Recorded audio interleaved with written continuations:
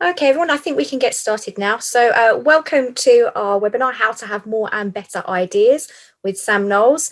I'm Mel, I work for the MRS. I run the And More network and coordinate its activities.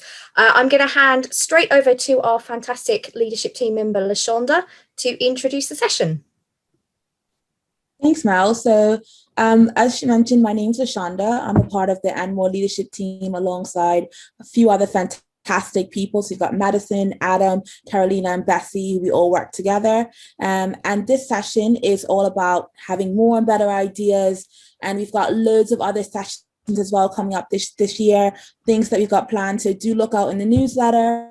One thing that we do want to shout out is the upcoming conference, which will be held in October, but we've got the call for contributions out right now, and those contributions are all due by the 2nd of July. So you can look out on the website to see more information as well as how you can respond to that. So we are really, really looking forward to seeing your responses to that for the upcoming conference. So today we are lucky to have with us Sam Knowles. So he is a data storyteller and the founder of the consultancy Insight Agents. He's a published author, speaker, trainer, blogger, and podcaster.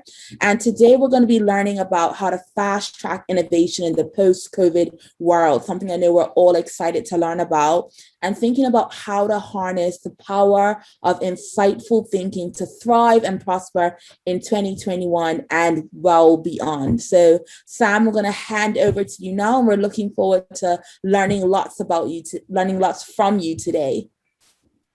Well, thank you, LaShonda. Thank you very much, Market Research Society, for having me and the And More chapter. Delighted to talk to you more today about how to have more and better ideas. During the course of this session, there are going to be a number of interactive exercises where you can practice your insightful thinking. And one of the things that I want to make very clear is that there's a big difference between analytical thinking, working and crunching through problems based on time, experience, and skill, and innovative, insightful thinking. There's a very clear difference between those two types of thinking. Clearly, in the insights business and the market research business, we are required to look at the data, to find new data, to develop powerful, purposeful, action-oriented insights. But I think there's a big difference between data, information, casual observations, and then the mountains that we can all climb to get to insight. Insight, which I'll define a number of times, but insight for me is a profound and useful understanding of a person, an issue, a situation, or a thing. Profound and useful. Profound because it allows us to get really deep and dirty and to understand that issue or person or thing, and useful because it allows us to move from the so what, this is what the data tell us, to the now what, this is what we should do as a result. So who am I, and why should I have any legitimacy to talk to you today about insightful thinking? Well, of course, you know, you are being addressed by a buccaneer. I am a buccaneer.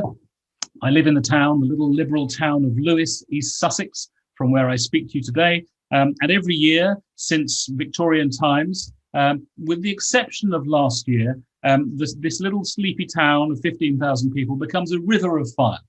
We have many bonfire societies down here in Lewes, East Sussex, and I am a buccaneer, not a pirate, you understand, but a buccaneer, paid by the king or the queen to do piratical things. Now, I put this picture up so I can just tell you a tiny bit about how I've got here, apart from being a buccaneer, but also to allow you to throw a few mental rotten tomatoes at me from your screens.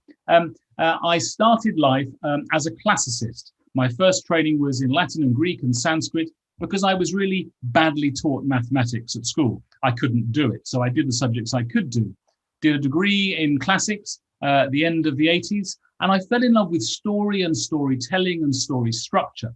Now, fast forward to the end of last millennium, and I was feeling a little frustrated working in communications agencies, largely PR agencies. And so I went back to school, just 4 miles up the road from where I am now today, at Sussex University, where I studied for a master's and then a doctorate in experimental psychology. And imagine my horror, having given up a well-paid job in a West End agency, moved out of London, never to be able to afford to return, to find that the first 2 hours of my master's course in psychology were a statistics lecture. My heart filled with stone, my bowels filled with ice, and I thought, what on earth have I done? But I realized quite quickly, because I had two brilliant statistics teachers on my master's and then my doctorate, that actually statistics was just another language.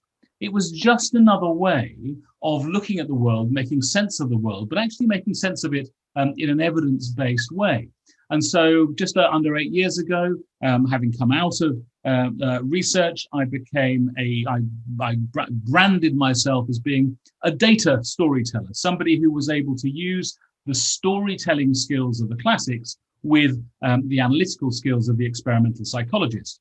And as a codifier, I like to write these things down and capture them and then share them with others at events like today and many others too. So in 2018, I wrote a book called Narrative by Numbers, published with Routledge, How to Tell Powerful and Purposeful Stories with Data. And a lot of that is infused in what I'm going to talk to you about today. But more than that, the sequel to Narrative by Numbers is a book called How to Be Insightful, Unlocking the Superpower That Drives Innovation. And that's the heart of what I'm going to be talking about today.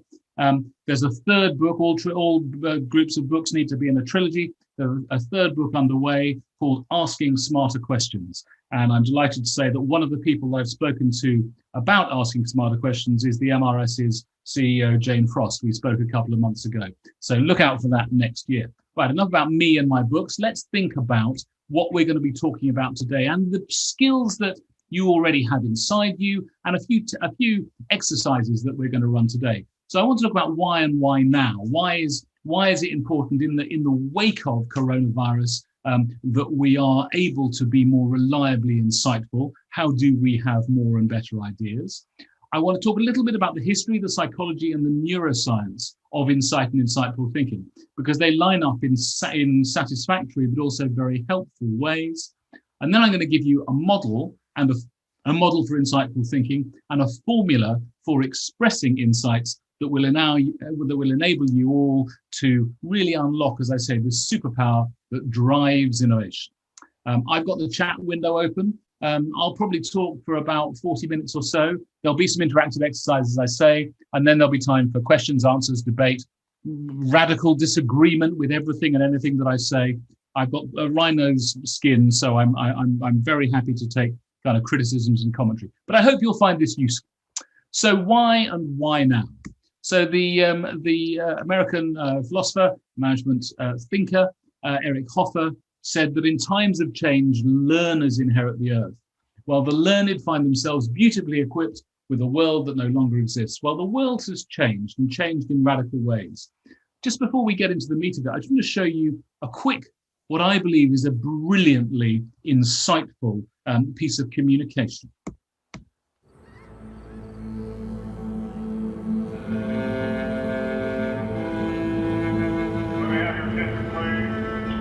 I didn't know what freedom was until it was taken from me. It's devastating. I've had who I am inside stripped away. You can never escape the walls. You can never escape your mind. Then imagine they open your door. You have time to walk out that door and feel the sun on your face. It's everything to me. My daily outdoors time, I think that's probably the most important part of my day. Take all the frustrations and all your problems and just leave them out there. Keeps my mind right, keeps my body strong.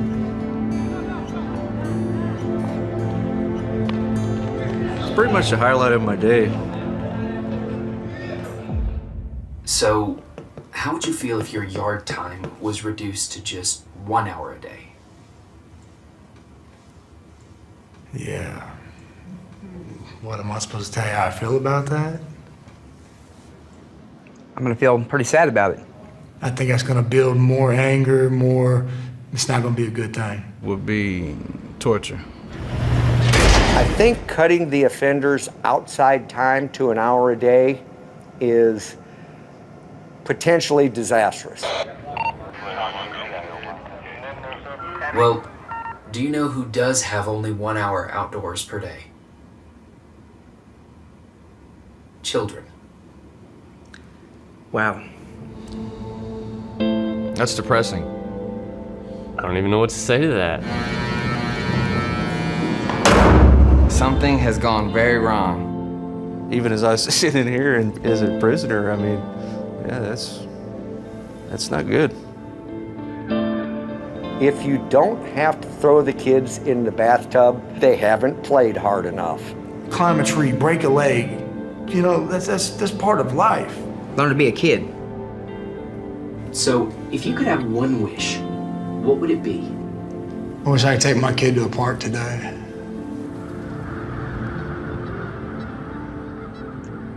I think I've seen that film about 150 times now, and every single time I get a shiver down my spine, particularly when we have that line at the end. So, dirt is good is the insight, or is the expression of the insight that Unilever used to fight back against Procter & Gamble from the 2004, 2005 onwards, and is still used around the world today. So from when laundry product advertising was invented in the mid-30s until 2004, so 71 years, the narrative from Unilever and Procter & Gamble, the two big players in this space around the world, has been that dirt is bad. Indeed, the very word soap opera, term soap opera, you may not know this, was invented because Procter & Gamble in 1933 briefed their ad agency to create a new vehicle, and it was radio drama that would feature everyday Procter & Gamble products in it.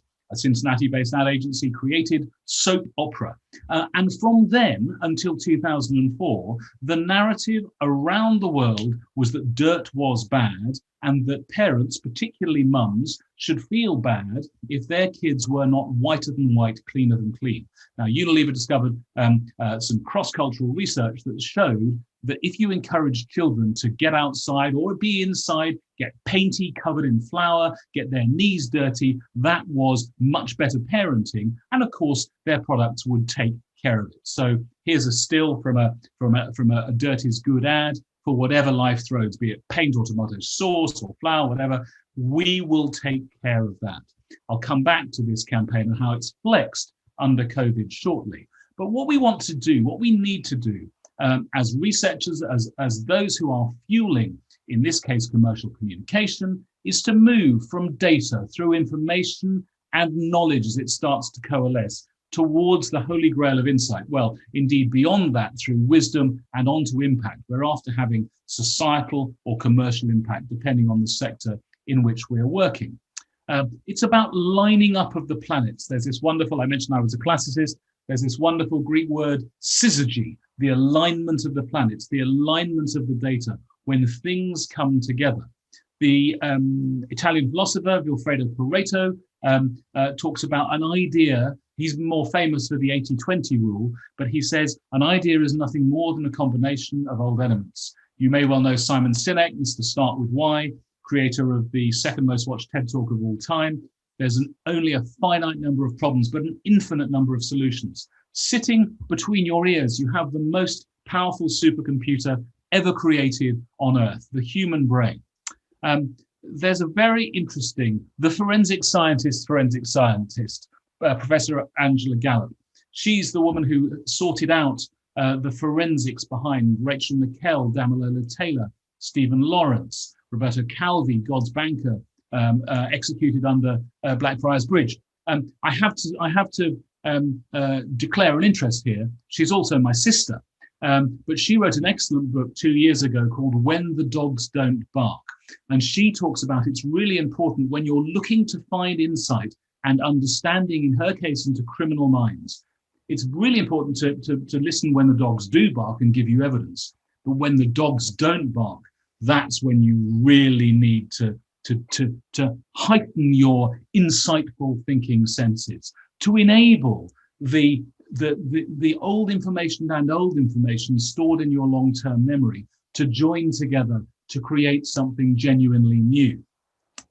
And think of the things that have come. I believe that half of the ideas on this slide are really good ideas and are worth having, and maybe half aren't quite so good. So as an Apple fanboy, I'm quite a fan of what Apple has done with technology, but not necessarily its own technology. Then I think also, you think about kind of political movements, from Brexit or repeal the 8th in Ireland. I think one of those is much more relevant for us today than another. School strike, Greta Thunberg's movement. And then a couple that maybe aren't so amazing, the smart toilet, a favorite of Japan, and then the beetroot burger that bleeds beetroot juice. Well, it's a piece of vegan or vegetarian food. Does it really need to do that? So insight, I think, and insightful thinking can be used for good or for ill, for progress or for not. But ideas and the way that ideas evolve can often be slow.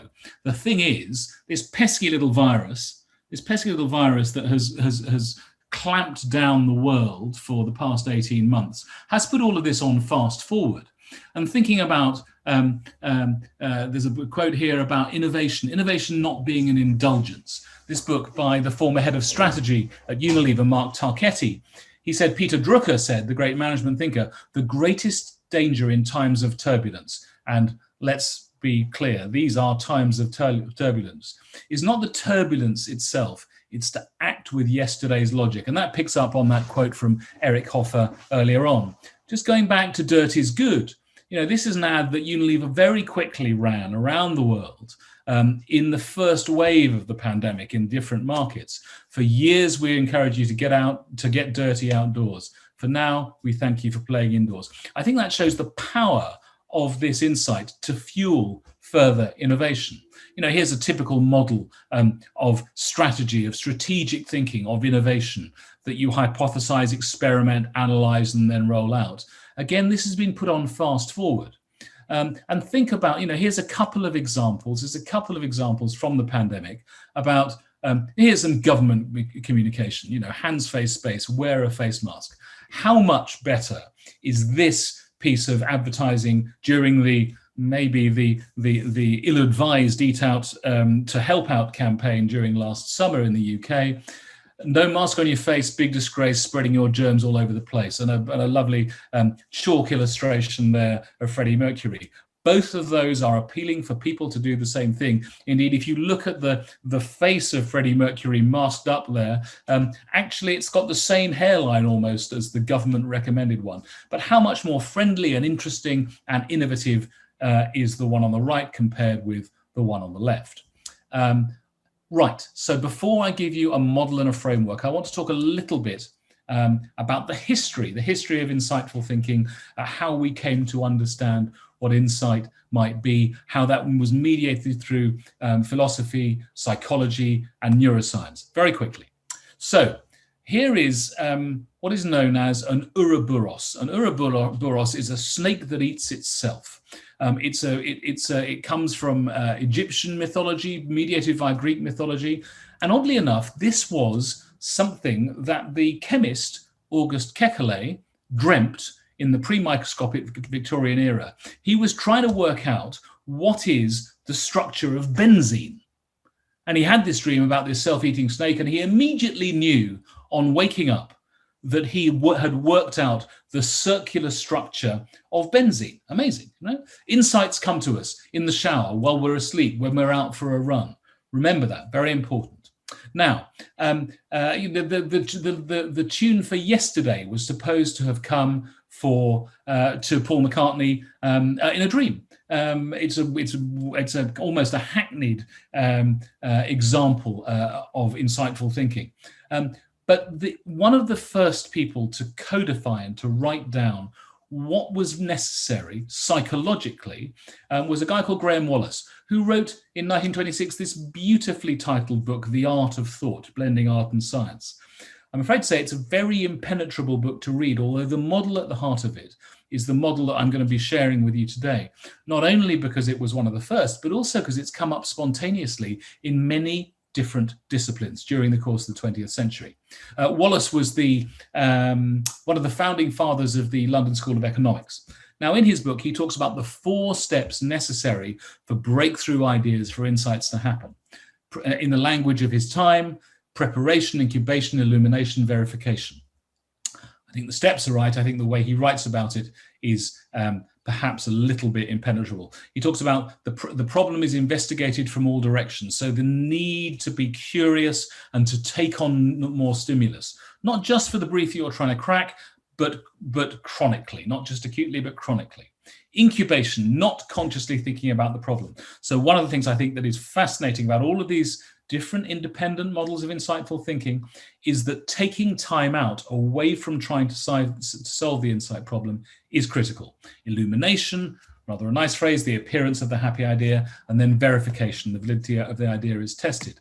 Now, Rudolf Flesch fled Nazi Germany, pitched up in the 30s in the States, and in the 40s and 50s and 60s did a huge amount of really important work about writing and thinking and speaking effectively. And from this book, he talks about there is a typical known sequence to the production of the ideas, what I'm calling having insights. A sequence that is the same whether the product is a symphony, a mathematical theorem, a treaty, or an ad.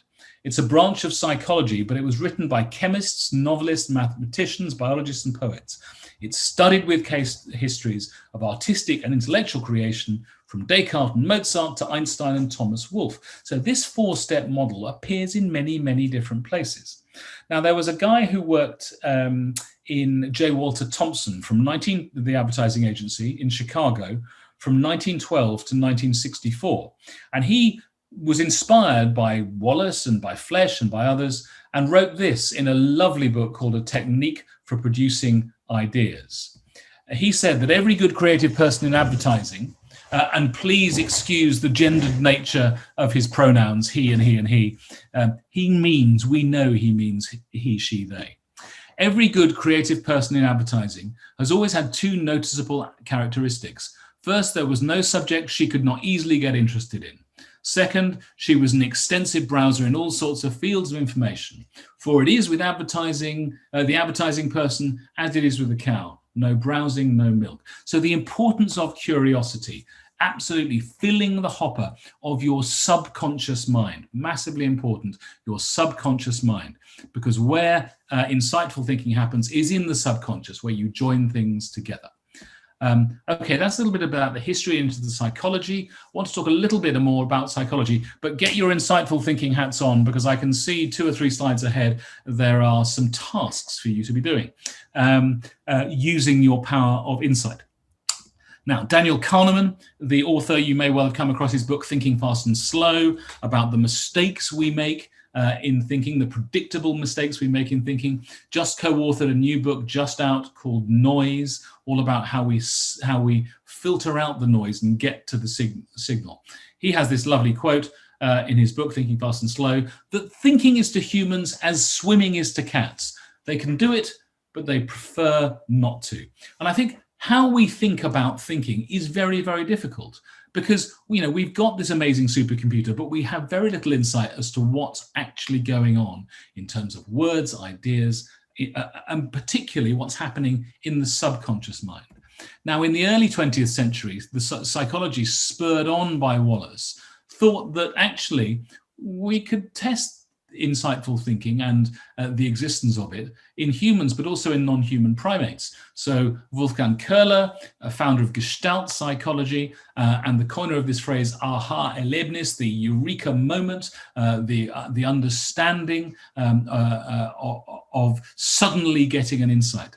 So he ran experiments where he would hang some bananas out of reach for some chimps, leave some boxes and sticks around, and then see if they could solve the problem, and then once they'd solved the problem, if they could pass it on.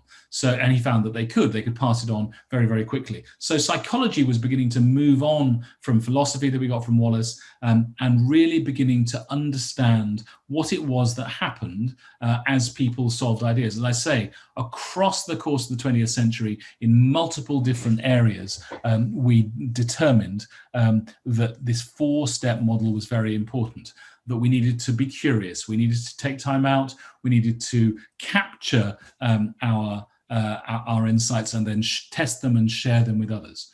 Right, now I can see the participant list, and I'm gonna give you three insight problems. If you've come across these before, I mean, you're very welcome to volunteer, but I'd like you, if you could, to look at the top left. So we have a woman trapped in a room here with two ropes that she needs to pull at the same time. She can't reach both of them at the same time.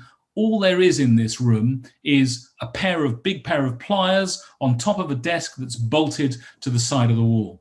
Now, can any of you think how this woman is going to be able to pull both ropes at the same time and get out of this room? If you could raise your hand, I'm looking at the list of participants. If you could raise your hand with any suggestions, however crazy you might think they are, if you could raise your hand and give me some suggestions about how she might be able to get out of this room. Any thoughts?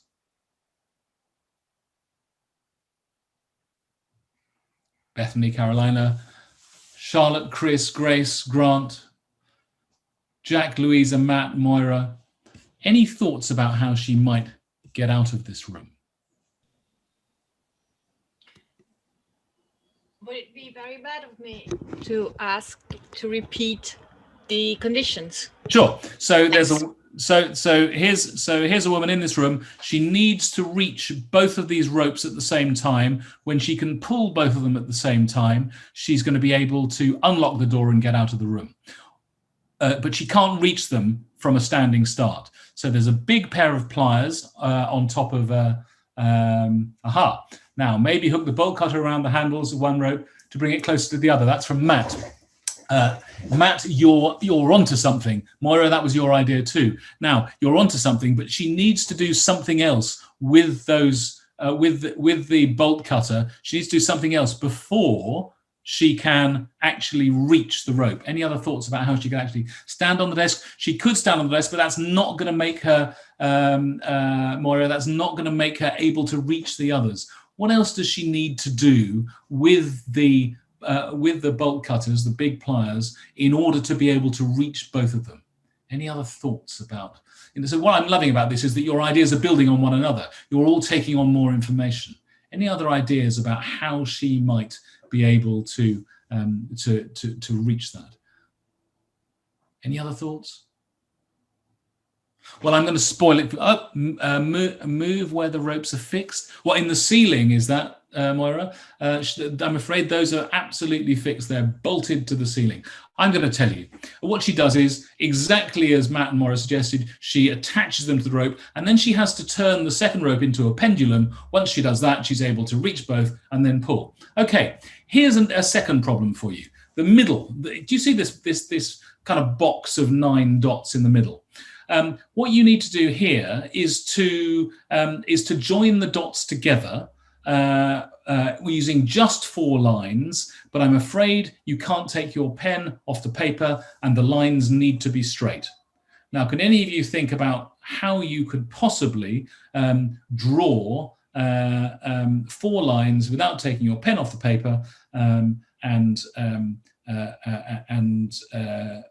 join the 4 dots together? Listen, I'm actually going to show you this because you've got cameras off, you would need to do this, but it's the original thinking outside of the box.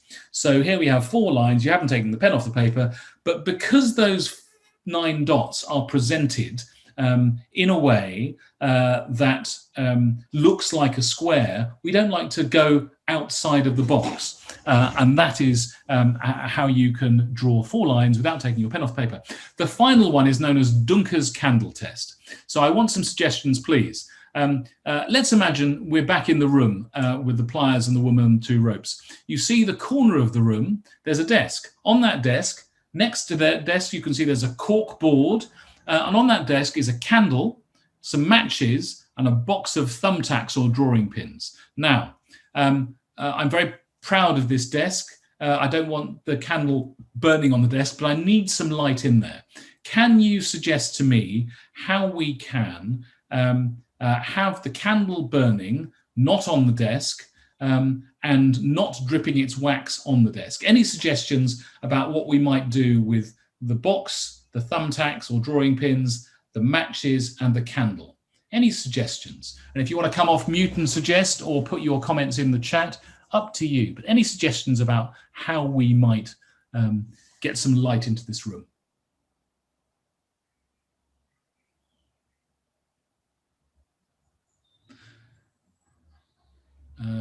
Lashanda, use thumbtacks to create a ledge. Maybe you could come off mute and tell us a bit more about that. If you empty the box that the thumbtacks are in, and then use the thumbtacks and pin them to the cork board. Very good. And then you can put the candlestick on top of it. How's the candlestick not going to fall over? Well, I think the box is rather large, so I think it won't fall over.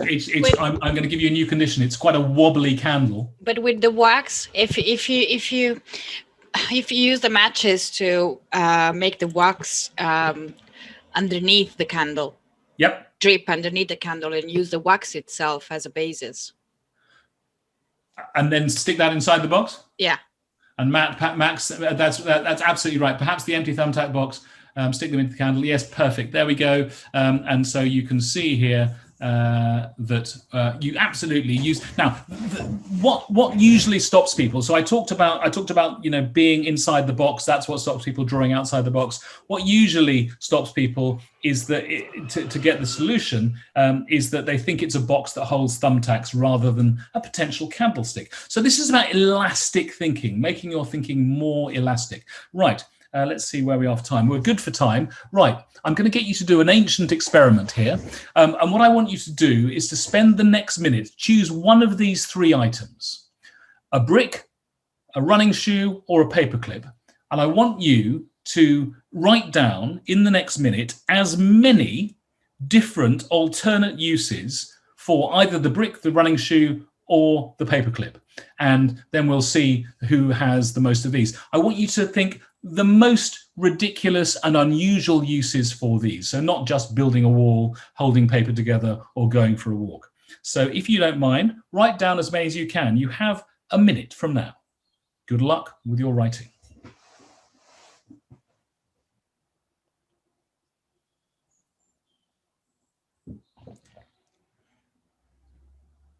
Already 15 seconds have passed. You're probably up to about 5 or 6 by now, I should think. Mel, keep your ideas to yourself. I want to hear the number of ideas. It's a great idea that you've had there. Don't worry at all.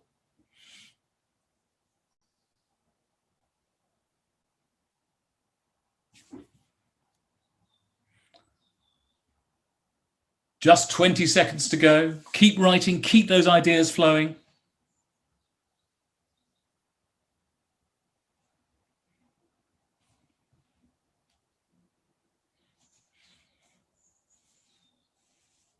Five. And time. So could anyone, does anyone have more than 10 alternate uses for one of these things? If you do, could you come off mute? Anyone more than 10? Doorstop, paperweight, wrapped. It could be a weight for cooking pastry. Nice, Matt. Mel, I very much like your running shoe as a water bottle holder. The laces make a strap. I once had somebody suggest that if you went punting or went rowing, you could use the shoe as an impromptu wine cooler, because you could put your wine in the shoe and then tie it to the side of the boat. Anyone? Okay, no 10s, any 9s, any 8s, any 7s? I'm looking for those mutes to come off. Mel, absolutely. Running shoes, a flower pot, I like that very much. Mel, when you have to think of something, your brain freezes. A measly 4. Louisa, you're the only one to volunteer the number, so can we hear your 4, please? So mine was for the brick. I put it down as a candlestick holder because of the holes in it. Yep. A paperweight, a doorstop, and I'm quite embarrassed about this one. I also put it down as a weapon. I don't know what that says about my head. Very often comes up as a weapon. Like it very much. I like your candlestick holder. That particular brick, people often think is going to be a vase as well, for individual running shoe as a flower pot. I like that very much indeed, Joanna. Anybody want to volunteer their most ridiculous idea?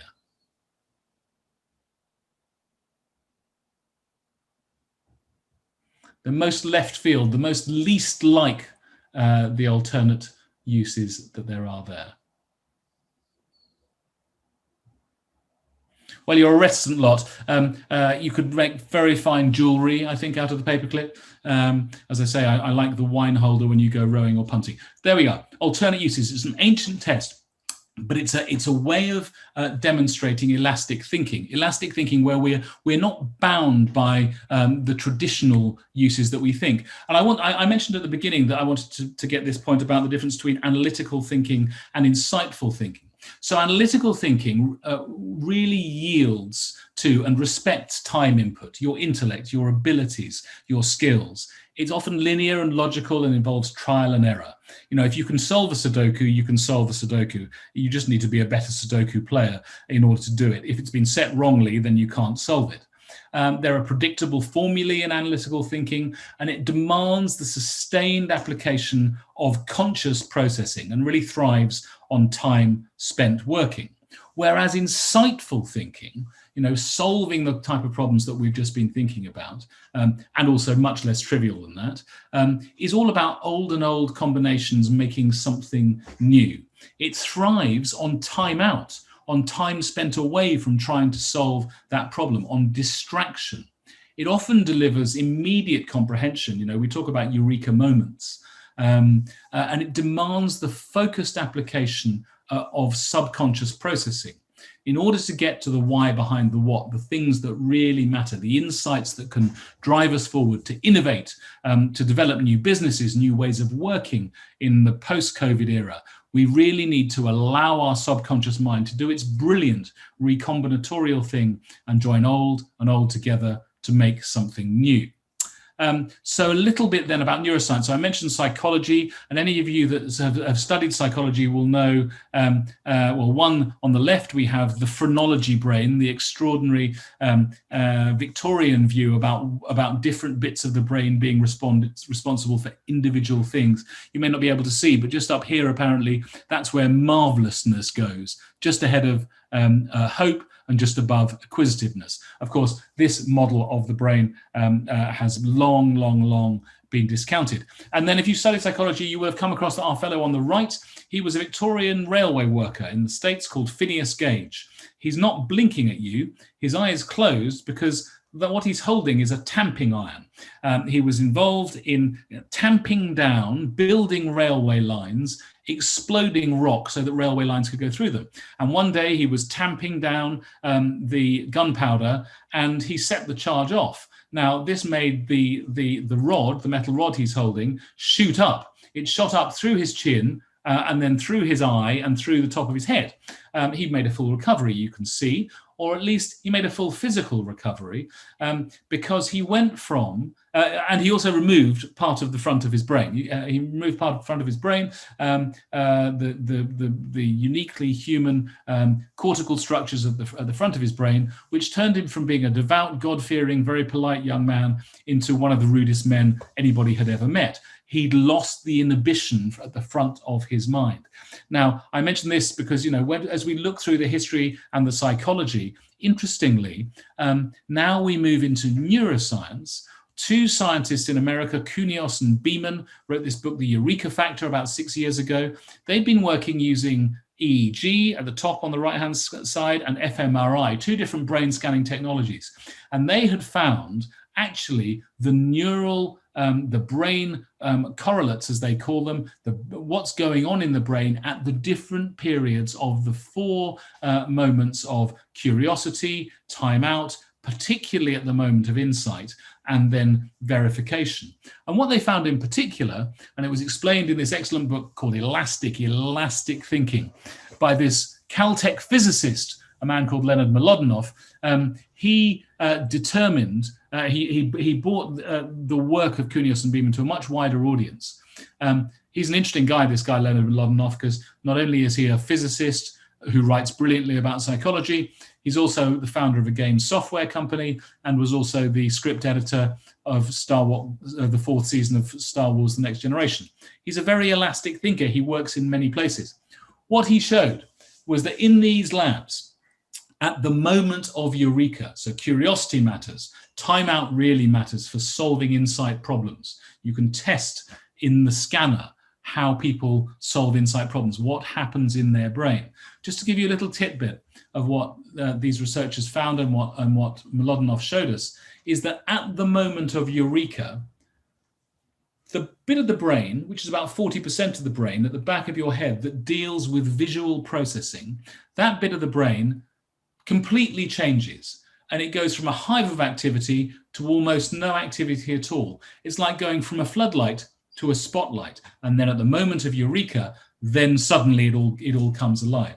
So what I shared with you about the history and the philosophy through the psychology and now the neuroscience of insight is not a straight line, but it's a clear path going through. We're now beginning to see that truly come alive in the brain scanning labs at all. So it's not just a theory, it's actually what's happening inside your head.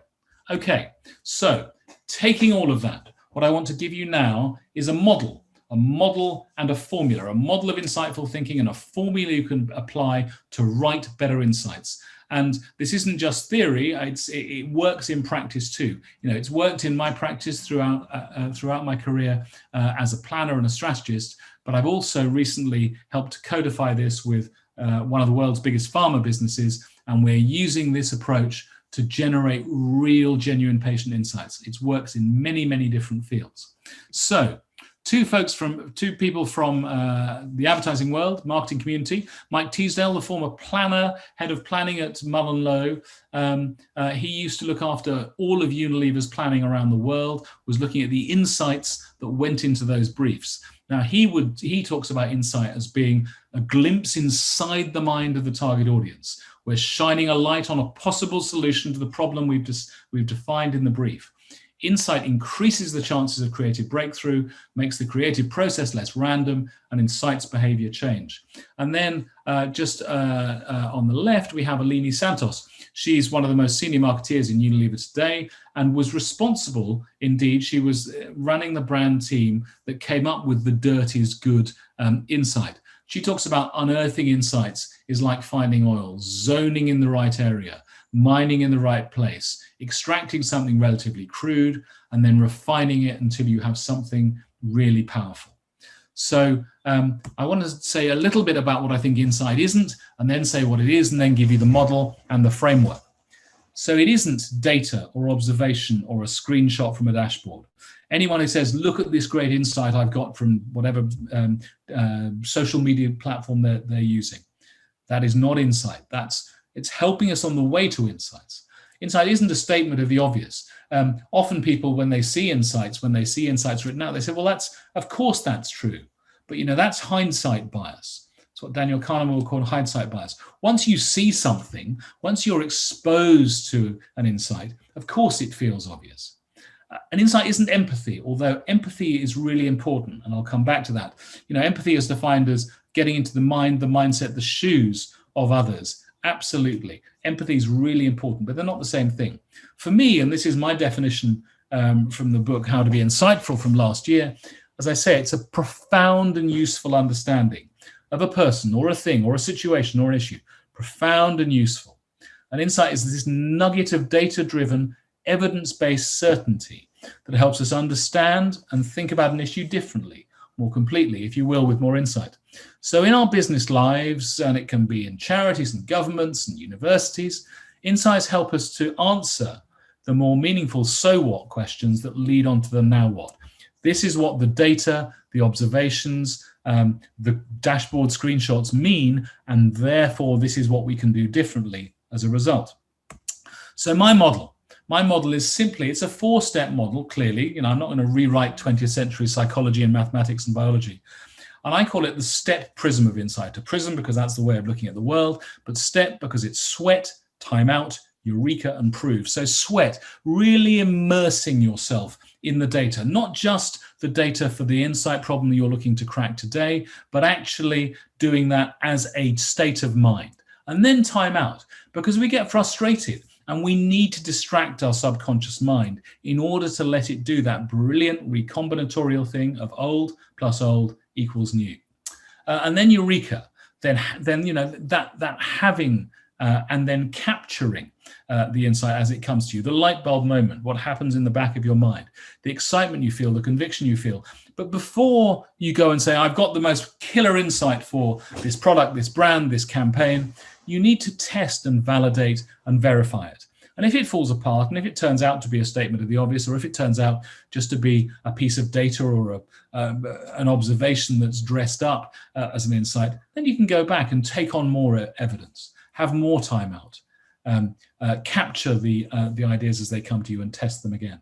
And then just to go through these in a little bit more detail. So, how do you be more curious? Well, talking to people, both naive and expert, reading, absorbing, podcasts as you run, whatever it may be, a TED a week, going to events, virtual and increasingly, let's hope, real. Making friends with R&D, research and development, spending time with the boffins in your organization or your client's organization, because very often that's where the insights are going to lie. And consume comedy.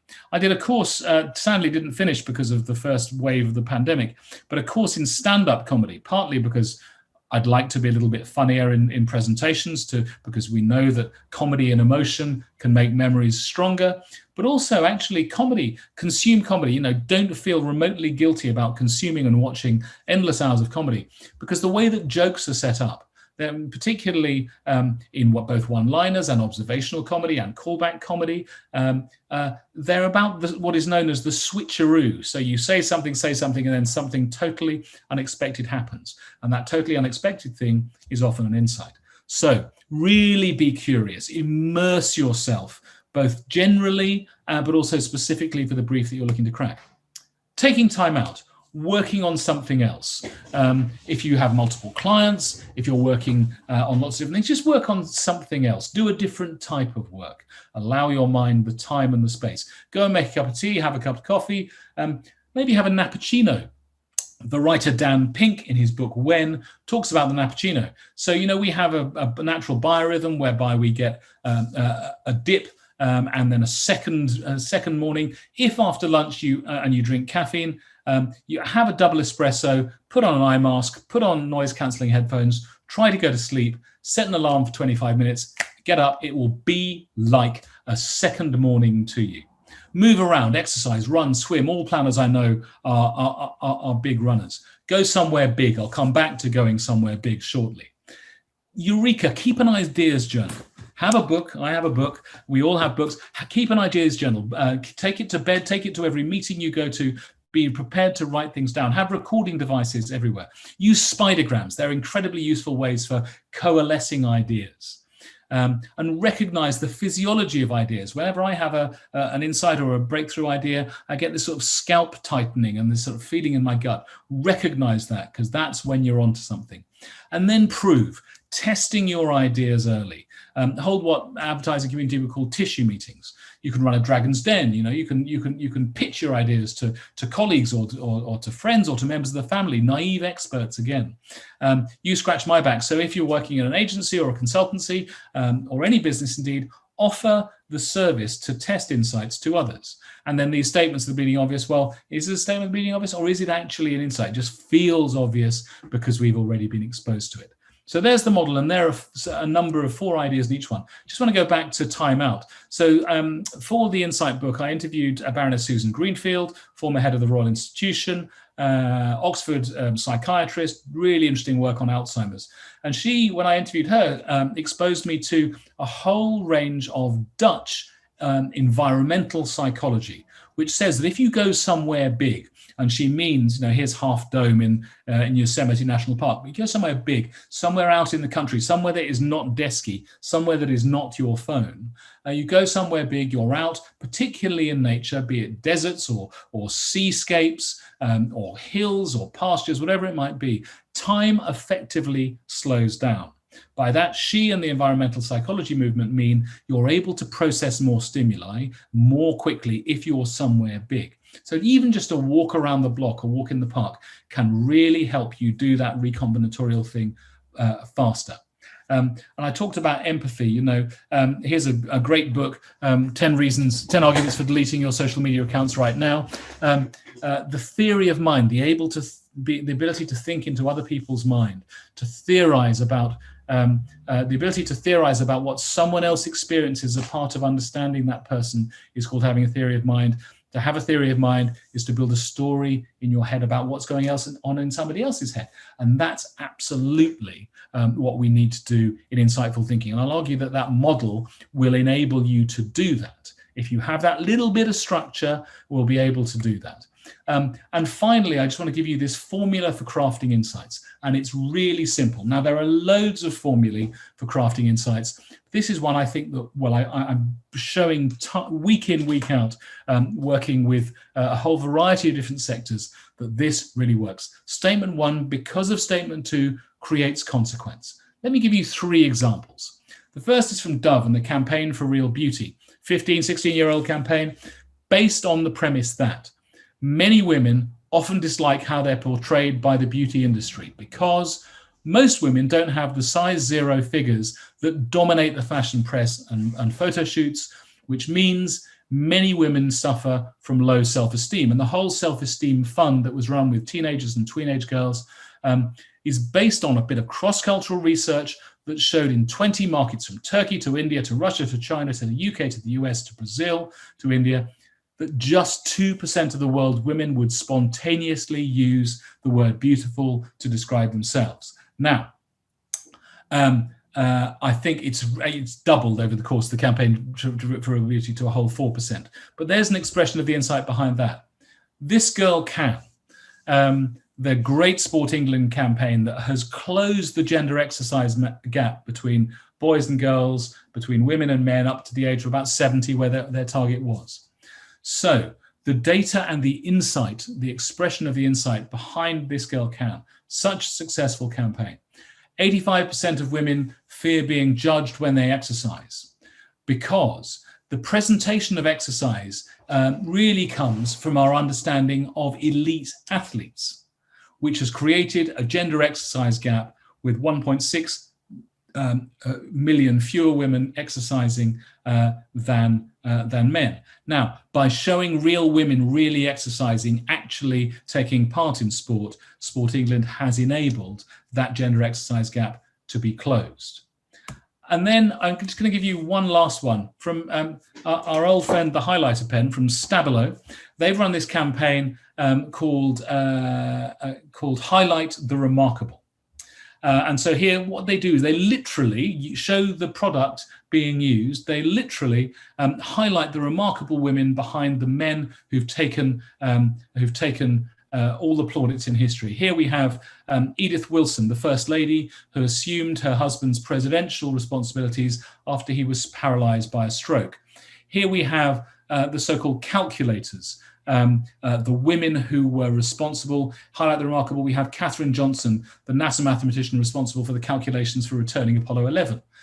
The insight expressed in my statement 1, because of statement 2, which has consequence 3, is historical narratives often don't tell what really happened, because history has traditionally been written by men, for men, about men, for the next generation of men, which means women's role in history has been dramatically understated. I mentioned before this thing about empathy. Here's Atticus Finch in the book and the film and soon to be the stage play To Kill a Mockingbird, talking to his daughter Scout.